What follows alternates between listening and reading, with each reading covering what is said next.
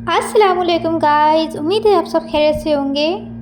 आज हम बना रहे थे मटन स्टू और मटन यखनी बिरयानी। तो आज का रेसिपी आप देखते जाइए और साथ ही अपने टॉपिक पर भी बात होती जाएगी। यहाँ हर बीवी चाह रही होगी कि उसके शौहर की आमदनी खूब बढ़ जाए, वो खूब तरक्की करे और वो भी ऐशो आराम से रहे। लेकिन हमारे चाहने ना चाहने से कुछ नहीं होता है। हम लोगों को चाहिए कि अपने अंदर कुछ बदलाव लेकर आएँ, जिससे हम सब की ज़िंदगी बेहतर हो जाए और हमारे शौहर की ज़िंदगी भी अच्छी हो जाए, उनकी कमाई भी अच्छी हो। तो हम लोगों को चाहिए अपनी ज़िंदगी में कुछ बदलाव लेकर आएँ। कुछ पॉइंट्स हैं यहाँ पे, तो वो हम शेयर करेंगे, जिससे आपकी ज़िंदगी बेहतरीन हो जाएगी, बेहतर से बेहतरीन हो जाएगी।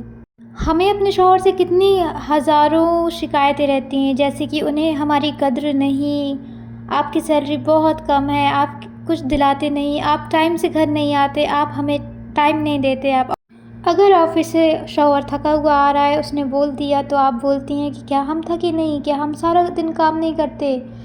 और ये सारे अल्फाज नाशुक्री के हैं और यही शिकवे करने से हमारी ज़िंदगी में बहुत असर पड़ता है, जिसकी सूरत में हमारे घर से अल्लाह ताला बरकत को, सुकून को छीन लेता है। वहीं अगर शुक्रगुज़ार औरत होगी तो वो बोलेगी कि जितना है बहुत है, अल्लाह की मर्ज़ी से बहुत है जितना है, और अल्लाह इसी बात से और बहुत खुश होता है, जिससे कि वो और बरकत उनके घर में डालता है। दूसरा पॉइंट ये है कि अगर आपका शौहर थका हुआ है, परेशान है, तो आप उनका एहसास करें और उनसे बोलें कि हमें आपकी परेशानी का एहसास है, आप हम सब के लिए कितनी मेहनत करते हैं। इससे आपके शौहर को लगता है कि हाँ, कोई है जो हमारा एहसास करता है, जिनको हमारी कदर है। हम ये नहीं समझते कि सिर्फ पैसे बनाने की मशीन। और फिर वो और दिल लगा के काम करता है और अपने परिवार को खुश करने के लिए सारे काम करता है। इसीलिए आपको चाहिए कि आप अपने शौहर का ज़रूर से ज़रूर ख्याल करें, एहसास करें कि वो कितनी मेहनत करते हैं, और उनको जब भी आपकी ज़रूरत हो, मेंटली सपोर्ट की जब भी ज़रूरत है, उनको अपने कोई भी बात शेयर करनी हो, परेशानी शेयर करनी हो, कब जिस तरह से भी आपको ज़रूरत हो, आप हमेशा अवेलेबल रहें। वरना अगर आप अवेलेबल नहीं रहेंगी तो इससे अल्लाह ताला नाराज़ होता है, प्लस आपके घर से भी बरकत छिन जाती है और हस्बैंड की नज़र में जो आप गिरती हैं वो अलग। इसलिए हमेशा अवेलेबल रहें उनके लिए, जिससे उनको भी अच्छा लगे कि हाँ, कोई है हमारा समझने वाला। अगला पॉइंट ये है कि आप अपने घर को साफ़ सुथरा रखें, ख़ासकर तब ज़रूर रखें जब आपके शौहर को घर आना हो। मतलब कि जब वो ऑफिस से घर आ रहे हो, तब आप घर को एकदम क्लीन करते हैं, जिससे वो उनको घर आने के टाइम ये महसूस हो कि हाँ, हम घर आ रहे हैं। उनको सुकून महसूस हो घर आने में, ये नहीं कि हाँ, अरे भाई घर जाना है, परेशानी वाला फीलिंग नहीं है, अच्छी फीलिंग है कि हाँ भाई घर जा रहे हैं। क्योंकि आपको नहीं पता कि आपका हस्बैंड कितनी बातें सुनकर आ रहा है, क्या क्या परेशानी लेकर आ रहा है ऑफिस से।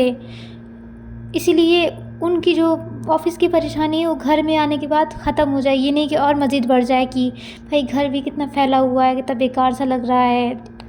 इसलिए घर को थोड़ा सा नीट और क्लीन रखें।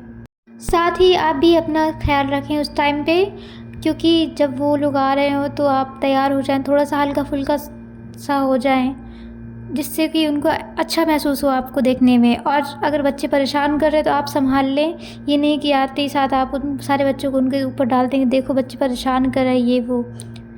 फिर थोड़ा उनसे बात करें, उनके जो पसंद की चीज़ हो वो दें, उनको थोड़ा सुकून दें, थोड़ी देर उनको रेस्ट करने के लिए छोड़ देंगे। भाई वो अभी आया है, उसको ज़रूरत है रेस्ट की, वो सो रहे हो तो सोने दीजिए, कुछ खाना पीना चाह रहे हैं वो करने दीजिए, फ़ोन चलाने दीजिए। उस टाइम पे आप उनसे ज़्यादा बात करने की कोशिश नहीं करें, वो मूड ख़राब करके आते हैं और आप और मूड ख़राब कर देती हैं उनसे थोड़ा बहुत बात करके। अगला पॉइंट ये है कि आपके शौहर की जितनी भी सैलरी हो आप उतने में ही मैनेज करें, और कोशिश करें कि सब उतने में मैनेज हो जाए। और बिला वजह शॉपिंग ना करें, फिजूल खर्च करने से बचें, जिससे आपके शौहर आप पर नाज करे कि कितनी ही किफ़ायती बीवी है। और अगर आप फिर भी कम पड़ रहा है तो आप कोशिश करें कि आप खुद से अर्निंग करें, क्योंकि बहुत सारे चीज़ हैं जिससे आप कर सकती हैं। अगर आपके शौहर की नहीं बढ़ पा रही है किसी भी कारण से सैलरी, आप खुद कमा सकती हैं और अपनी बहुत सारे शौक़ आप खुद अपनी मर्ज़ी से पूरा कर सकती हैं। आप बहुत से तरीके से अर्निंग कर सकती हैं, डिजिटल मार्केटिंग से या फिर सोशल मीडिया के किसी भी ज़रिए से, और कुकिंग से, सिलाई कढ़ाई से, टीचिंग से, कुछ बहुत सारे तरीके हैं औरत के करने के लिए, लेकिन औरत करना नहीं चाहती, और जो करना चाहती हैं वो कर रही हैं। अगर आपके हस्बैंड चाह रहे हैं लेकिन उनकी बढ़ नहीं पा रही है, तो फिर आप ये वाला तरीका आप अपने लिए आज़माएं, जिससे आपको सुकून मिले, क्योंकि आप जब खुद अपने ऊपर इन्वेस्ट करेंगी तो आपको फिर अच्छा लगेगा, इंडिपेंडेंट फील होगा। अगला पॉइंट ये है कि आप अपने शौहर को किसी दूसरे के शौहर से कभी भी कंपेयर ना करें, क्योंकि जो खूबी आपके शौहर में है शायद वो सामने वाले की शौहर में ना हो, और हर इंसान की अपनी अपनी एक खूबी होती है। तो आप अपने शौहर की उस खूबी को पहचानिए, इसलिए अपने शौहर को कभी भी किसी दूसरे से कंपेयर मत करिए, और अपने शौहर की दिल से रिस्पेक्ट करिए, जिससे आप दोनों का रिश्ता बहुत मजबूत हो जाएगा। जब भी आप लोग कहीं बाहर जाती हैं तो आप अपने शौहर को कभी दूसरों के सामने कभी भी शर्मिंदा ना करें, वरना यहीं से होता है जहाँ से रिश्ता ख़राब होना स्टार्ट हो जाता है। बहुत सी बीवी होती हैं जो अपने शौहर की जो छोटी छोटी कमियां हैं वो दूसरों के सामने ज़ाहिर कर देती हैं मजाक मजाक में, जिससे सामने वाला तो मजाक उड़ाता ही ये वो बहुत और भी लोगों से बताएगा कि ये ऐसा ऐसा बोल रही थी, और साथ में जो आपके हस्बैंड आप सोच रहे हैं आपके बारे में, तो उनके सामने भी आपकी इमेज डाउन हो रही है।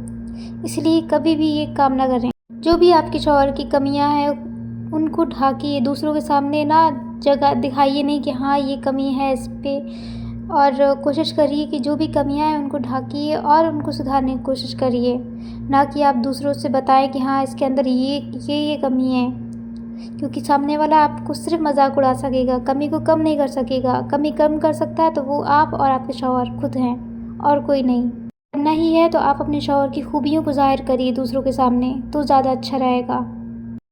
अपने शौहर की चुगलियाँ करने से बचें, क्योंकि बहुत सारी बीवियाँ होती हैं जो अपने शौहर की चुगली अपने मायके में करती हैं, फ्रेंड लोग से कर देती हैं, तो जो बहुत ही ज़्यादा गलत चीज़ है, ये करने से बचना चाहिए। अल्लाह ताला बहुत नाराज़ होता है इस चीज़ से। जब भी आपका शौहर घर आए तो आपका मन हो या ना हो तब भी आप उनकी पसंद का ख्याल रखें। अगर उनको कोई चीज़ अच्छी लग रही है तो आपका मन हो या ना हो तब भी आप बना दिया करें, बहुत अच्छी चीज़ है ये।